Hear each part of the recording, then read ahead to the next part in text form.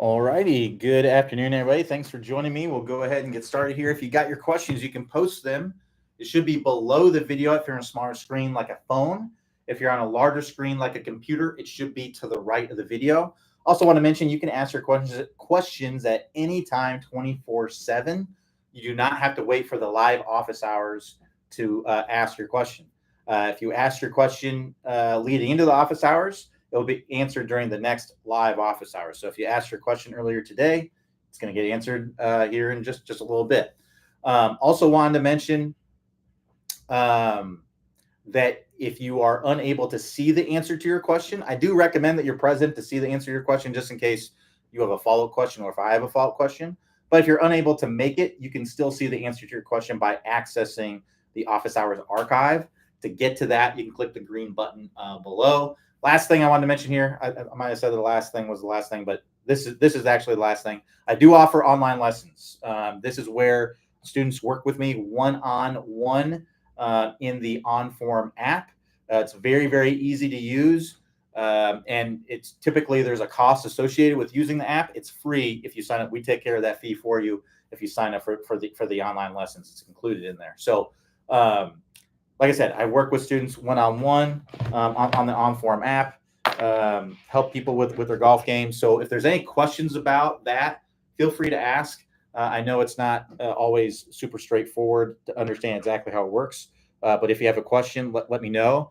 And if you're on the fence, you don't really know if this is a good thing for you, not sure if you can really improve from it, click the link above here. You should see above the video here where you can go sign up. But on that page, I have lots of video testimonials of students that have worked with me and really have improved their golf game quite a bit. So if you're wondering if it works for you, just hear it from them, and you can make your decision from there. So let's get it going here. Let me bring up my page, make sure we got all the latest and greatest questions on there. All right. So we already talked about that one. All right, so let's talk about this one. So this one's from Guffron. Says, "Hi Q, during backswing, right knee keep them flex or straight, play less than back pocket rotate." Okay, I'm having a little trouble because there's no punctuation here, so it's a little hard to. So backswing, right knee keep them flex or straight. So let me talk about that. Typically, you're going to be straightening out the trail leg. If we keep that right leg, assuming you're right-handed, if we keep that right leg flexed, it's going to tend to restrict how much you can turn your hips and ultimately restrict how much you can turn your shoulders and be able to create speed. That's a key in creating speed. If we can't turn our shoulders, it's going to be very, very difficult to create speed. So if you imagine if I keep my knee flexed, right, it's just going to be hard for me to turn, right?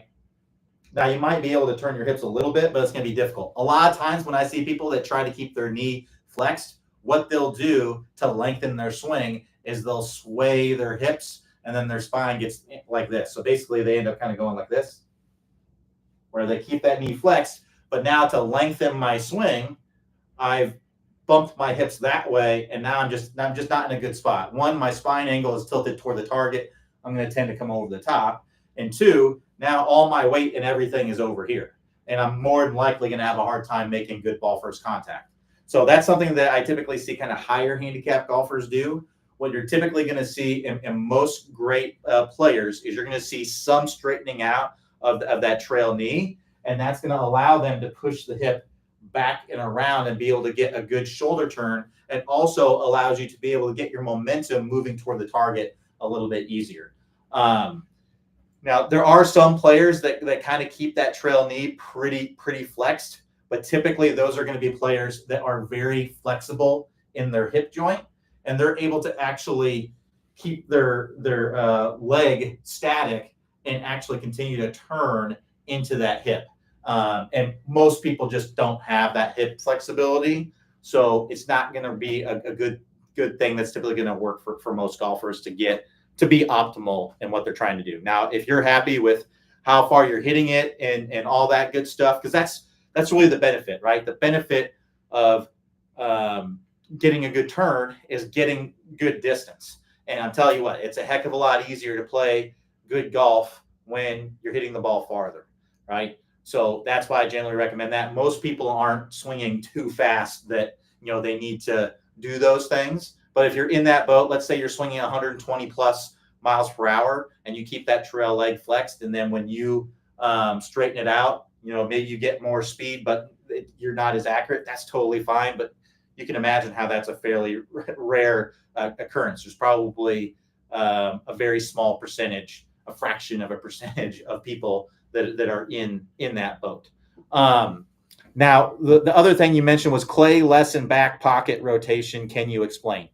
Can you be a little bit more specific on exactly? I'm not sure exactly what you're talking about. Sorry, I don't know. There's a lot of lessons that Clay has on the website, literally thousands of videos or over 1,000 videos. So I'm not sure exactly what you're looking for. I wish I could help, but if you could give me a little bit more information, it may help me to be able to explain a little bit more. Maybe talk a little bit about what was going on in the video or whatever, and I might be able to explain. But yeah, if you can articulate what exactly is going on there, that would really help me to help you. All right, let's keep it going here. If we got any more questions, bring them on. If not, no worries. We can find some other things to talk about. So earlier in the week, when we had a little bit of a dead time in the office hours, I was talking about troubleshooting driver. So let's go ahead and just start going in on that again. So I started out talking about really to be an elite driver of the golf ball. It's really a lot simpler than a lot of people think. It really comes down to hitting the ball in the middle of the face, controlling your face angle in your club path as you're coming into impact. So what I mean by that is having your club face at impact. Let me grab the driver. Having your club face at impact pretty square to the target, and having your club path, which is the direction the club head is moving through contact. So my in to out to in, having that be fairly neutral as well. So, if we're thinking about it in terms of like launch monitors, the language that they use, a face angle of 0 degrees and a club path of 0 degrees would in a strike that is in the middle of the face would yield a dead straight drive. And really, that's pretty much what we want to do. We want to have minimal curve on our drives. Now, one thing I did notice in watching Scheffler win the Open Championship is that he was really putting a lot of fade curve on his drives, and that's not to say that that's what what he's probably not trying to do that all the time. That's really just what he knew what was working in that moment. Generally, we want to be hitting the ball pretty much dead straight, with the exception of the ball kind of falling one way or the other. Typically, when guys are driving the ball really, really well, the ball is kind of falling one way or the other. Kind of what was happening with Scotty was he was getting a big curve on that shot, but he had control of it. Like he knew that's how it was coming out, and he was making the swing that he trusted in how the ball was coming out. So that's that'd be kind of like the exception there, right? Where it was like, okay, I'm consistently doing this with this feel every single time. I can play that, because that's really a lot of what golf is controlling the golf ball. And in order to control the golf ball, you have to have a feel for how it's going to be the ball flight, right? And if that ball flight just so happens to be a ball that's curving quite a bit, like in that moment, that's what you have to work with. Go for it. Keep going with that. But if we don't want that to be the norm, and and you can look at there's actually a cool video of Scotty Scheffler with his coach Randy Smith, just like a range session. It's like 20-minute video where he's just hitting all kinds of shots. And most of these shots have very minimal curve on them. So that's how he's practicing. He's practicing very minimal curve. And sometimes when you get on the course, right, you don't have as much control. You're not as much in a groove as you are in the range because you're not hitting one shot after another.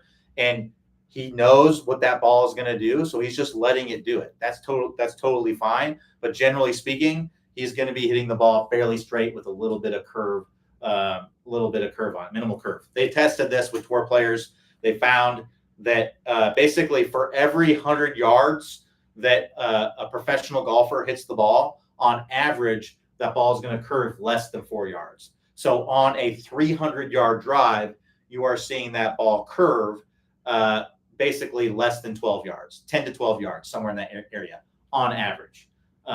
So that's generally, what you're going to see there. So like I said, ideally we're going to be hitting the ball pretty straight. So just to rewind, strike location, face angle, club path, the relationship between the two, wanting those to be in the direction of the target as much as we possibly can. And then the last thing is speed. That's it. Those are the three things that really matter the most. If you can master those three things, you can be an elite driver of the golf ball.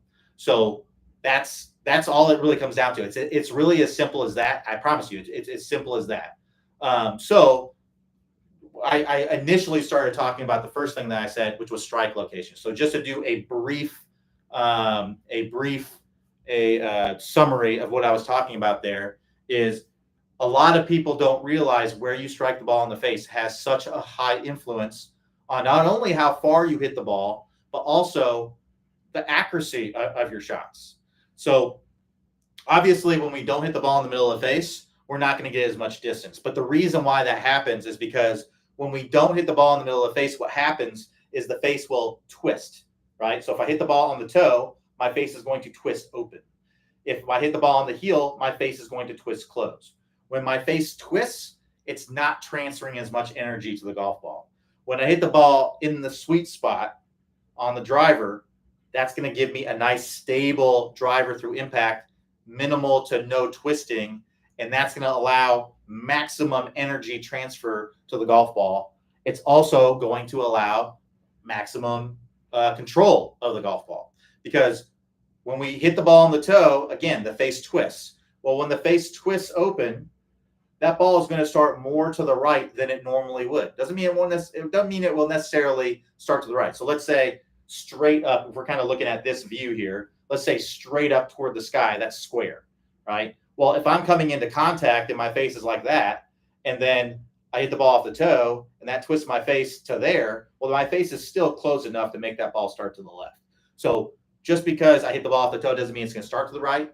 What it means is it's going to start more to the right than it normally would, right? And then that's not it. So it's going to start more to the right than it normally would. And it's also going to tend to draw more or fade less. And that is due to something called gear effect. So the easiest way to understand gear effect is to imagine that when this ball hits the face, there we go. I have a foam ball, so that way we can kind of illustrate this. So I'll try to get in close here so you can kind of see what's going on. So basically, if you imagine, if we're kind of looking at a worm's eye view here, we got the bird's eye view from up top, we got the worm's eye view from down from underneath. If I were to strike this ball on the toe, again, the face is going to twist open, but this ball is going to compress on the face. It's going to compress more than that. It's going to almost kind of like pancake on the face. And then what happens there is that ball, because the face is twisting, that ball for that split second that it is compressed on the face is going to roll toward the middle of the face. And you can see how that would put this kind of spin on it, put kind of like right-hand spin on it. So because of that, if you hit a ball, let's say you come in and you hit a ball off the toe, your face is dead square at impact and your path is dead square. So everything is dead square. Had you hit this ball in the middle of the face, it would have gone dead straight. But because you hit off the toe, that ball is going to start to the right, and then it's going to curve to the left. Now, and it's also going to go shorter, right? Now, depending on how much it was off the toe will depend on, because if you hit it out here, if you hit it enough out on the toe, the face may twist open so much that it will just go straight off to the right, right? And it can also have enough gearing that it may turn into a hook. So a lot of this just depends on where you're hitting the ball on the face. So it's not as cut and dry as I hit it off the toe. This is exactly what's going to happen. It's really a combination of, okay, what's my face and path at impact? And then how far on the toe am I hitting it? And the combination of that determines the ball flight, right? Or the direction and all that stuff. So that's why it's so important to hit the ball in the middle of the face, because it's not only huge for distance, but it's huge for accuracy as well. If you want to be accurate with where you're hitting the ball in the face, you have to hit, or you have to be accurate. If you want to be accurate with where you're hitting the ball in general, like the end location of your ball, you need to be accurate with where you're hitting the ball in the face. So that way the ball's doing hopefully what you're intending it to do. And like I said previously, in my opinion, this is the most overlooked skill in golf. There isn't anything in golf that I believe is more overlooked than strike location, because just through my lessons and through the clinics that I've been to, I even have a friend of mine that has knows a buddy, and my friend is a good golfer, and his buddy is also a good golfer, and they were on the range and they're talking, hey, I'm having trouble. I'm having trouble. I can't. I'm just hitting it terrible everywhere. And then we started videoing some swings and took a look at him, and every single time he was just hitting it way on the toe. He had no idea. And this is like a plus handicap golfer, so a better than scratch golfer was doing that. So a better than scratch golfer isn't aware of where they're hitting it on the face. So a lot of golfers just have no clue. So that's why it's really important to test it. So here's how you can kind of figure it out: is get yourself some foot powder spray. This is the stuff that I like, Dr. Scholl's Odor X, Sweat Max technology. It's a blue and yellow can. You can get this at about any pharmacy. It's like $5 or $6. Couple tips for using this. One, shake it up really, really good. If you don't shake it up good, it's not going to spray that white powder on there. It's going to spray on clear, and then you're not. It's going to be more difficult to see. So shake it up really good, so that way that nice white powder comes out. The second tip here is to not be stringent or stingy. That's kind of what I'm looking for with how much you're putting on there. Don't be too liberal with how much you're putting on there, because one, it's not necessary. You don't need to put much on there. Two, if you put too much on there, it can mess with the spin, because then the surface of your driver becomes a little bit more slick. You lose the friction. It's going to mess with the spin. So we just want like a light coating on there is all we need. So in order to do that, again, shake it up really, really good. And then like 1 second of spraying it is all you need. And when I do it, what I like to do is I do 1 second, and then I just kind of go back and forth for that 1 second. So that would look like this. That's it. So you can see it was like 1 second I had on the trigger there. And give it 10 seconds after you spray it on there. Because I don't know if you can still tell, but if you look here, it's still drying. See how it's that spot in the middle there? It's getting smaller and smaller as we speak, because it's still drying. So I think a lot of people keep putting it on there because when you first put it on there, it doesn't look like that chalky white yet. It still looks like it needs more, but it doesn't. It just needs time to dry. So just let it dry. Now you can see it's nice and uniform and nice and white. You're going to be able to clearly see it. And that was literally just me going, shh, that's it. So it's going to last way longer. Not that that stuff's really expensive, but you won't go through it so fast if you don't cake it on there either. It's less messy, right? If it's just a film on there, it's less messy. But if you really cake it on there, it can get a little bit messy on you. So that's why I recommend doing it. Hit some shots. Once you've got it on there, hit some shots. See where you're hitting it on the face. You may be surprised by what you find. All right. So that's number one. We got to hit the ball in the middle of the face. So that would be the first thing. So let's talk about a couple drills that we can work on to do that. So the first thing that we want to identify when we're looking at this is, do we have some sort of bias? And what I mean by that is usually most accomplished golfers, what I mean by that is golfers that have been playing, experienced golfers, people that have put the reps in, people that have been playing golf for at least probably like a few years consistently, right? Avid golfers. They're going to have typically a fairly small dispersion, not like a massive dispersion. They're typically going to have a smaller dispersion, right? And what I mean by that is the area of space that is covered by all the strikes. So if they were to hit 10 shots, what would be the area of space that is covered by those 10 shots, right? Most, I would say 15 handicap and below golfers are going to have, 1.5 to 2 inch dispersion, right? You get down to scratch, it's going to be a lot smaller than that. But if we take it like a 10 handicap, it's going to be like a 1.5 to 2 inch wide dispersion. So what we want to do is we want to get that dispersion centered.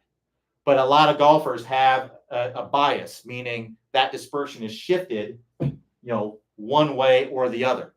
It's either a little bit toward the heel or a little bit toward the toe. So the first thing that we want to do is we want to shift that bias to where that dispersion is more centered. All right. So here's what we would do for that. First, we'd want to test it. Get the foot power spray it on the face, see where your bias is. If you don't have a bias and it's centered where you're hitting it on the face, skip this part. We don't need to do anything else. We already got it centered. Now we want to shrink the dispersion. But if we need to center the dispersion, then this is what we want to do first. Let's talk about heel. Let's say you have a heel bias. It would be the opposite if you had a toe bias. What you would do. So what I would do for that is I'd get yourself a head cover. I don't have a head cover handy. Let's say my Top Speed Golf speaker here, my Bluetooth speaker. Let's say that is my head cover. All right. So what I'm going to do here, well, actually, what I would do first is this. So first, you're going to get an alignment stick, and there's going to be no ball for this first part. You're going to set up to this alignment stick with the heel of the club touching the stick. You're in your normal setup. And what you're going to do is you're going to make a swing where you go up the top and then come down. And I want you to brush the ground on this side of the stick.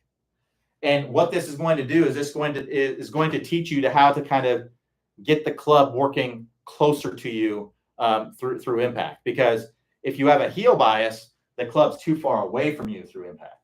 So I need it to be closer to me through impact. So it's just a task to show you, hey, I can definitely get the club working closer to me, really to prove that you can do it. Because a lot of times, in the past, I've told students, well, just try to hit it off the toe. And for a lot of them have a hard time doing it because it's too close to what they're already doing. And they feel like I want to do the same thing that I was doing before but get the center strike. But that's not really going to work. We have to do something different, right? So this makes you feel something a lot different, right? So with that, I want you to get 10 in a row. I want you to get 10 in a row where you start with the club there, and don't cheat it by going like this. You know what I mean? Get in your normal setup with that. We want the club to kind of be resting, the heel of the club resting on that stick. We're going to go up the top and come down, brush the ground on that side. Get 10 in a row. Once you get 10 in a row, that's when we get the head cover out. And what we're going to do here, if we imagine this speaker as a head cover, is I'm going to get in my setup where the toe of my club is touching, just lightly touching that head cover, and the ball is set up in the middle of the face. And now what I need to do is I need to hit that ball without hitting that head cover. And I want to call upon the same feels that I had when I was doing the stick. Now, when you think about this, with this stick, this should seem very easy if we can do the stick drill, right? Because this is a lot less exaggerated, but we're hitting a ball, so that adds a level of difficulty. So we're trying to bridge the gap there. So if I'm here and I actually come in and I do this, well, the ball would be here, right? If I'm set up like this, my ball would be on this side of the stick. So in reality, if I were to do what I did in the stick drill with the ball there, I would actually be missing the golf ball, right? That's the feel that we need to have here. And the reason why we want to have this, I wouldn't actually use a speaker because I imagine that could break your club. Use something that wouldn't break your club. A pool noodle would be fine. A stick is difficult because you can kind of swing the club, with a driver, you're hitting it off of a tee, right? So your club may not be getting close enough to the ground to where a stick would be in the way. So maybe using something like a pool noodle. You could use a pool noodle because you would definitely be able to feel that. I'd maybe have a pool noodle with a stick through it, because the pool noodle by itself is so light that if you live anywhere where there's any kind of wind, this is going to blow around.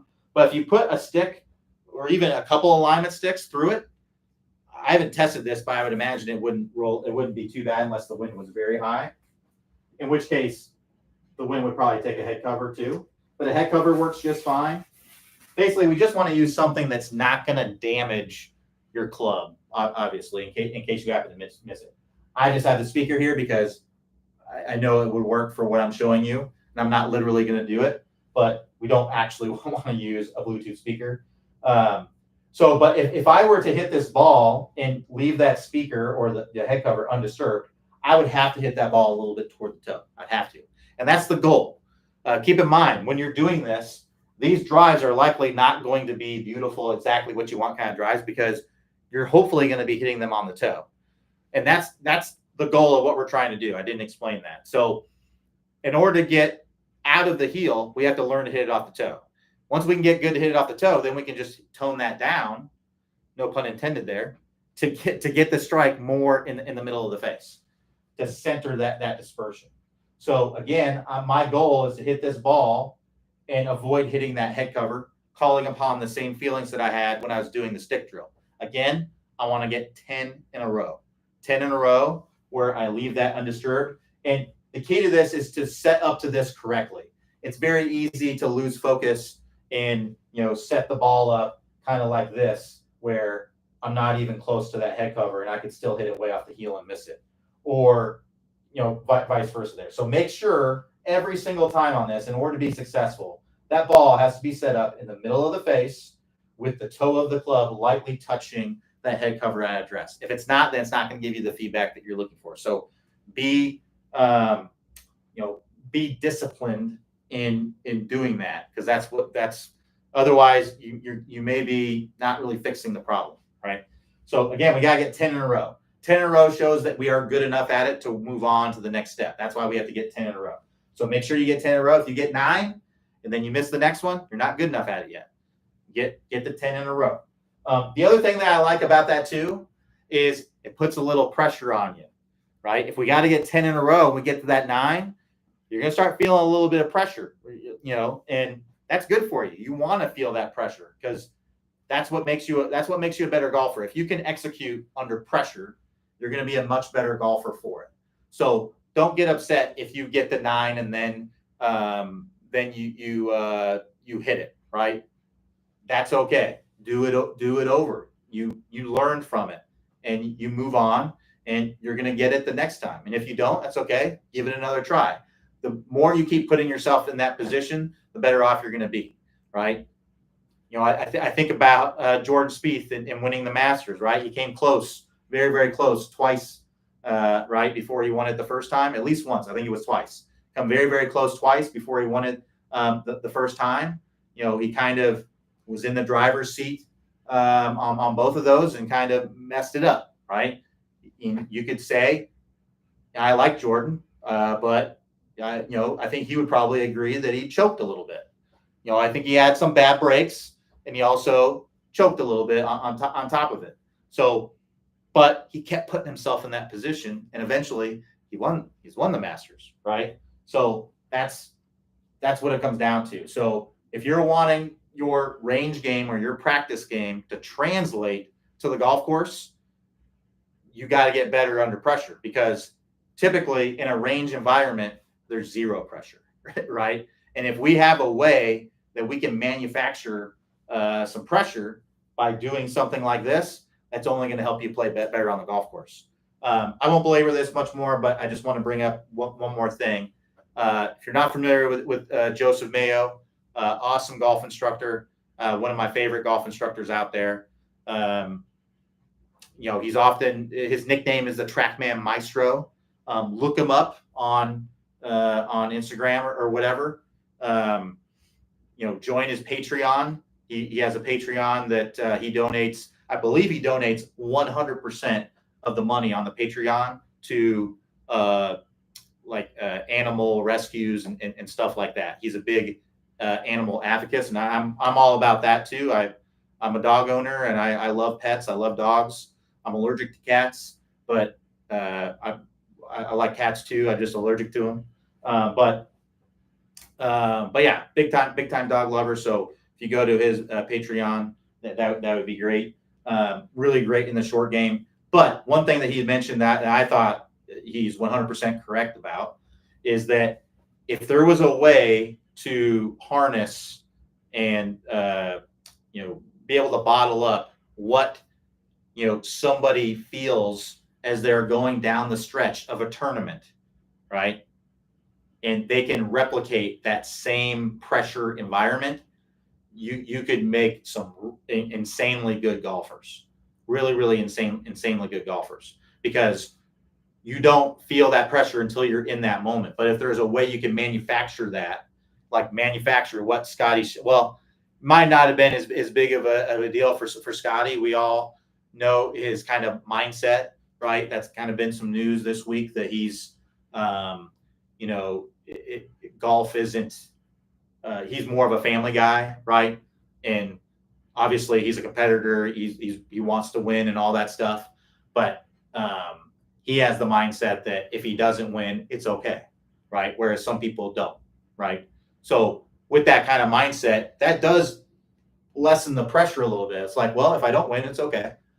But if we're like, hey, I have to win this, I have to win this, I have to win this, right? That adds more pressure. So anyway, obviously, and then having like a 5-stroke lead helps too. So, but if you imagine like you have a 1-stroke lead, you've never won, like JJ Spawn, for example, like the pressure that he likely felt coming into 18, right? It's probably pretty dang high, super high.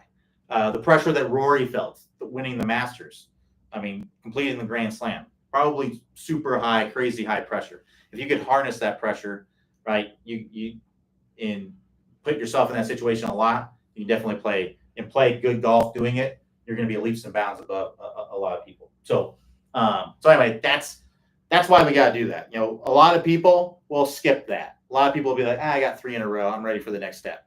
I urge you not to do that because it's not really helping you very, very much. It's going to help you a lot more if you make sure you get the 10 in a row, because that means that you're good enough at it and that you've gone through the pressure of getting that 10 in a row. So that's why I recommend that. All right. So let's say we got the 10 in a row. We got the 10 in a row off the toe. Again, these aren't going to be beautiful golf drives because you're hitting them off the toe. So don't expect them to be. That's not the goal. The goal is basically to hit off the toe. And if we can hit this ball, if we set this up correctly and we can hit this ball without hitting the head cover, then we have accomplished that 10 in a row. So now the next step is let's get that out of there. And now we're going to get the foot powder spray. Spray it on the club face. And now we're going to do the same thing, but we don't have the head cover there anymore, but we got to hit it off the toe. So I would split that club face in half. Every single shot has to be on the toe side of the club. Every single shot.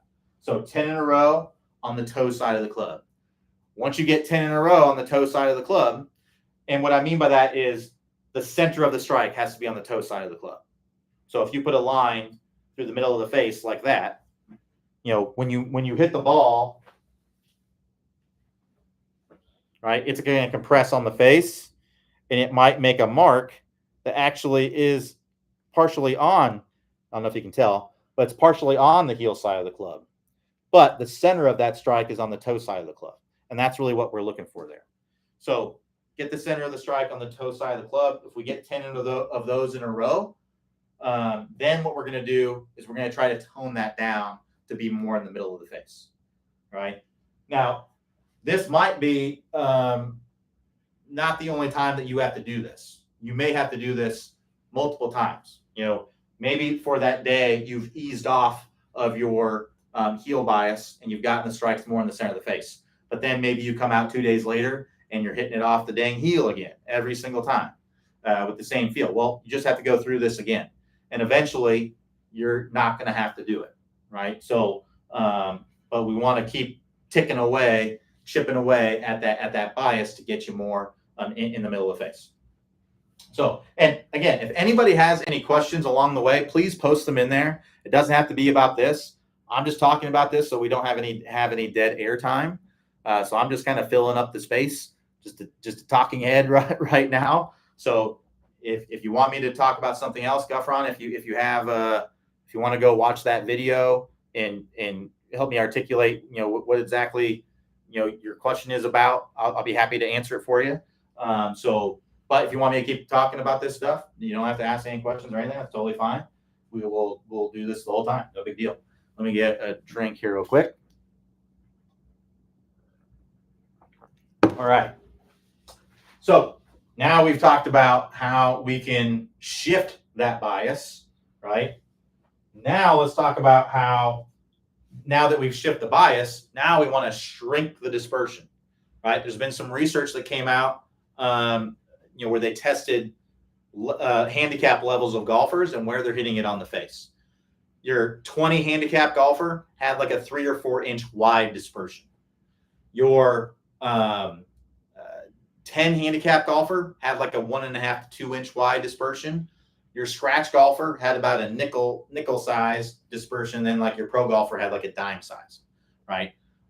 And you can see how basically it shrunk by a half, like every, it has really gotten a lot smaller and smaller and smaller as the level of golf went better, right? And that just shows there's a very high correlation to handicap and where you're hitting the ball on the club face on a consistent basis. And that's why I often call it the most overlooked skill in golf, because nobody practices it, or very few people. I shouldn't say nobody. Very few people tend to practice it, myself included. I hardly ever practiced this before. Now I practice it a good amount now that I know better. But for a long time, I never practiced it at all, and I didn't really even know how often I missed the middle of the face and all that stuff. I didn't really pay much attention to it. So we definitely want to pay. It's a very, very high correlation to better handicap. So here's how we shrink the dispersion. We shrink the dispersion by doing what's called interleaving practice. And this is where we do something different every single time. That's basically what interleaving practice is having a different task to complete on every single rep, more or less. So an example of an interleaving practice type drill would be alternating hitting shots off of different parts of the face. And what we also want to incorporate here is a style of practicing that's called win, pass, lose, stay. So what that means is if I'm successful in the rep, then I pass and I move on to the next task. If I'm unsuccessful, then I need to make an adjustment and repeat the task. So this is still interleaving practice when you fail, because your adjustment is going to be something different. We can't do the same thing every single time. It's like Einstein's definition of insanity, doing the same thing every single time and expecting a different result. If we do the same thing every time, you're going to most likely get the same result. So let's say you're going for a toe strike, but you hit it off the heel, and then you just make another swing trying to hit it off the toe with the same exact feel. You're likely going to do something very, very similar, right? Now, if you felt something during that heel strike, or you knew that swing was just like off, right? In some way, it just felt like it was off, and that made sense why you didn't hit it where you want to hit it. That's one thing. Now we're trying to make a swing, and I would make rehearsals. One thing that I like to do with this is I don't want to attempt to hit the ball until I feel like I have resolved the issue, right? I don't want to hit that. So like I said, let's go through this drill and kind of talk. I'm just going to basically go through it as if I'm doing the drill. So again, win, pass, lose, stay. My tasks here are to hit a ball in the center of the face, off the toe, and off the heel. I want you to do the center strike first. We have to pre-declare what we're doing. So we can't just swing the club and hit it off the toe and say, hey, that counts as my toe strike. that'd be cheating. You're not going to get much out of that. That becomes more of like a random, game of chance than anything else. We want to pre-declare what we're doing. And the first one I want you to do is a center face strike. So for level 1, what I would do is I would split your club face evenly into 3 sections, right? And your goal is to get it for the center strike, to get it in the center section where the middle of the strike has to be in that section. For the toe, the middle of the strike would have to be in the toe section, and the same thing for the heel. All right. So again, I'm going to hit a shot, and let's say I hit it and I hit it off the heel, right? So that's a failure. I need to make some sort of an adjustment. So maybe on that one, I really felt like I was kind of lunging toward the ball. I kind of felt that in the swing. So on the next one, I might feel like I'm a little bit more balanced in my feet. I might feel like my weight is a little bit more in my heels or something like that. Just better balance, right? And let's say on the next one, I get it in the middle of the face, right? So now I'm going to go to the toe or the heel. It doesn't matter which one I go to. I just have to pre-declare which one I'm going to. And whichever one you go to next, just keep it the same whenever you do this drill. So if you go center, toe, heel, that's fine. If you go center, heel, toe, that's fine. Just keep it the same every time you do this drill. So that way, when you're comparing your score on one time with another time, you're comparing apples to apples. Because for some reason, you might do better going toe, heel, or center, heel, toe than center, toe, heel for some reason. I don't know why that would be, but just to keep it apples to apples, that's what I would do. So now let's say I'm going to go toe. I'm pre-declaring I'm going toe, right? So again, I'm going to make some practice. And the setup to this is the same. I'm not setting up on the toe. I'm setting up the exact same every single time. And I'm just changing where I'm hitting it on the face, right? So my intention here is to set up to it in the middle of the face. I'm not standing far. I'm not cheating it. Your setup needs to be the exact same, all right? Or you need to set up as if you're going to hit it in the middle of the face and then hit it off the toe is basically what needs to happen, all right? So I'm setting up the same way I normally would. And let's say I go for it and I get it on the toe, first try, right? So now I'm going to go to the heel. And let's say I go through it and first one was in the center. And, I really kind of felt maybe like I was lunging toward the ball. So I really need to feel like I'm in the heel. Let's say the next one, still a little bit more toward the heel, but still in the center. And let's say on the next one, I finally got it in the heel. So it took me 2 for the center, 1 for the toe, then 3 for the heel. That's a total of 6, right? So what I want to do is I want to get to where I take no more than 4 reps to do this drill. If I can get this drill in 4 or less reps, I need to make it a little bit more difficult. So if we keep doing that, we're going to get better and better and better. So a way that I would make it difficult would be instead of splitting the face into 3 equal sections, now I'm going to split the face into 5 equal sections, and I'm going to eliminate the outside sections. So I'm still left with 3 sections, all right? And my middle section is going to be the center, and then the outside sections are going to be my heel and my toe. I'm going to do the same drill. I raised the difficulty a little bit because now I don't have as big of an area to hit the ball on the face. And again, I'm going to go through it again, and I'm going to try to get 4 or less reps. So let me explain that. The reason why I say 4 is because it's okay to have some level of failure. There's something that's called challenge point. This is basically where we want to, whenever we're practicing something, we want to be successful somewhere in the 50 to 70% range. If we're successful 100% of the time in whatever we're practicing, then we may not be getting challenged enough by that drill to really make much improvement. I may tend to plateau. So if I do this and I just get 3 out of 3 at it all the time, that's great. I've improved to where I can get 3 out of 3 on that drill, but it's going to be difficult for me to improve much past that because I really can't do better than 3 out of 3. So I need to make it a little bit more difficult to continue to improve. If you've lifted weights or anything like that, it's called progressive overload, right? Where in order to get stronger, we want to either increase the reps or increase the weight. There's other things that you can do, but those are kind of like the 2 main things to to increase the difficulty of what you're doing, right? And that's how you get much stronger. Because if I were to just lift the same weight and the same reps, same intensity, everything over and over, well, if I just do it's just easy to me, I'm really not getting much stronger, or any stronger at all. My strength is going to tend to plateau. So same thing here. If I want my skill, my ability to hit the ball in the middle of the face to improve, I need to continue to make it more difficult. And this just reminds me of Tiger, several years ago when he was asked about the stealth driver. TaylorMade just came out with that stealth driver, and he is a sponsor or whatever for TaylorMade. He uses their clubs and all that good stuff.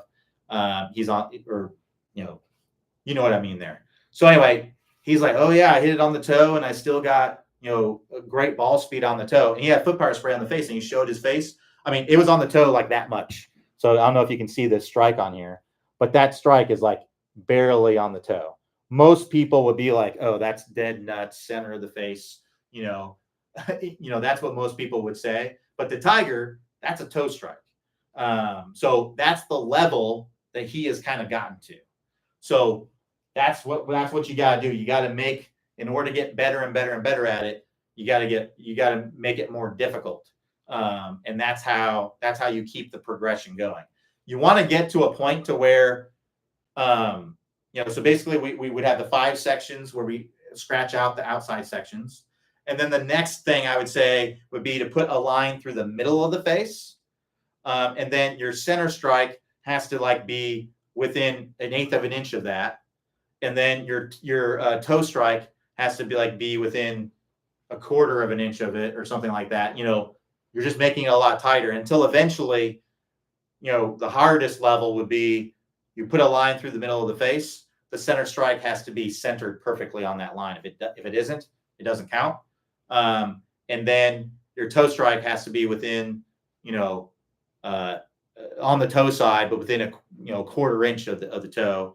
And then the heel strike the opposite, right? If you can do that, 3 out of 3, 3 out of 4 times, you're good. You're going to be able to control your strike to a high degree, kind of like what Tiger's doing, right? And just like what I talked about with the pros, it was like a dime-sized dispersion on the face, right? That's, if you think about like a dime, that's not even a 1/2 inch probably. I don't know what the measurement of a dime is, but it's pretty dang small. If you can hit the ball in that tight of a dispersion on the club face, you're really on your way to being an elite driver of the ball. So that's how we would shrink it. That's just one drill. Another drill that you can do, it's very similar to the first one where we're doing win, pass, lose, stay. But this one, what you would do is you're going to line up differently, but you're going to try to get the ball in the middle of the face. So starting out, you split the club face into 3 equal sections. The middle of the strike has to be in that middle section. And what you're going to do is you're going to line up in the center and then hit it in the center. Win, pass, lose, stay. How many reps does it take you? Then go to the toe. You're going to line up on the toe section, right? Where you're going to line up on the toe of the club, and then I got to get it again in the middle of the section. And then I'm going to stand closer to it now. I'm going to line up on the heel, and again, I got to get it in that toe section. It's a different way of developing the skill, but it channels like a different part of the brain a little bit that helps you to hone that in even more. So again, once you get to where you can get 3 out of 4 doing that, you can have one failure. Then at that point, you would make that section a little bit smaller until eventually you just have a line going through the middle of the face, and it doesn't count unless you're dead center on that line. I'm telling you, if you can do that at a high level, you're gonna really be able to strike the ball well. I think a lot of you will be surprised at how much accuracy or how much more accurate you get by hitting the ball more consistently in the middle of the face. Because I think a lot of you will be surprised by how much the inaccuracy of things is really caused by poor strikes on the face. Because a lot of people really aren't that far off with their face in their path. It's really just more that they're not hitting the ball in the middle of the face. Now, obviously, there's plenty of golfers that are, cutting away. Maybe they're hitting the ball in the middle of the face, but they're cutting across it. But there's a lot of golfers out there I don't know what the percent. I don't know what I would say the percentages. What I would speculate the percentages would be, but there's definitely a good percentage of both. But I think a lot of you would be very surprised by how much farther you hit the ball, as well as how much more accurately you hit the ball when you more consistently hit the ball in the middle of the face. So definitely something that I would recommend doing to troubleshoot with the driver. Next, let's talk about face and path. We don't have a ton of time left, but we'll talk about face and path here. So when we're hitting the ball in the middle of the face, the ball flight is basically determined. The curvature of our ball flight, is it starting right, starting left, curving right, curving left, all that stuff is determined by the face and path relationship. We talked earlier about how strike location definitely has an influence on that, a pretty high influence on that, especially with woods. It's not as much with irons. It has a role with irons, but it's not woods, especially your driver, is where you're going to have the highest influence of gear effect and off-center strikes causing accuracy and distance issues. But if we're hitting the ball in the middle of the face, all we really have to worry about for accuracy is face and path. So for path, what I recommend working with is the blue brick. Blue brick to me is you can call me biased, that's fair. I work for a company that invented it, but full disclosure, I don't make any more money if you buy one of these. It's not like I get a kickback or anything. This is just something that I use a lot with my students and have a lot of success using it. If you already have a swing plate, you may not need a blue brick, right? So this is the swing plate here. It's basically a similar contraption. It's just a heavy plate with a holder that will hold the stick at any angle.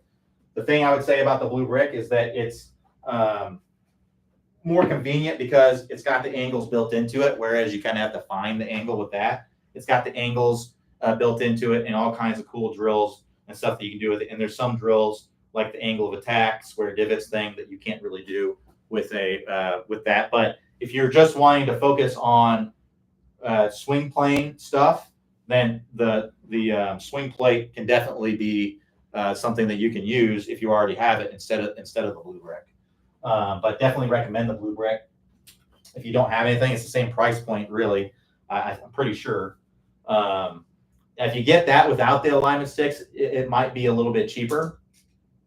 But with the alignment sticks, I think it's just as expensive, or unless I know we have sales on this sometimes, so be on the lookout for the sales. But anyway, I would just put this in the driver setting here, and depending on what plane issue you might have would be how you would set up with it. So I would say most people with the driver struggle swinging too much over the plane and coming over the top and steep. So most people are going to want to set it up like this, where the ball is on this side. So you can see I have this set up at an angle here. And what this stick represents is it's basically the average vertical swing plane for professional golfers. This is what the angle of this stick represents. So it's not like an arbitrary angle that we just kind of decided. This is based on, or the clay decided anyway. This is based on actual tour data that we have that was measured for that. So basically what I would do starting out here, if you're someone who goes over this, then what I would do is I would set this up a club head or two inside that stick, and then I got to swing underneath this. Now, we can still swing a little bit out to in with this set up like this. It gives you a little bit of room to do that. But if you're someone who is, like, hey, I'm coming way over that stick, and you set that thing up, and it's like, I'm going to hit that dang thing. We don't want to hit it. So if you do think you're going to hit it, make sure you use a pool noodle. Throw a pool noodle over it. And you can easily, most pool noodles that you're going to buy are going to be too long for these alignment sticks.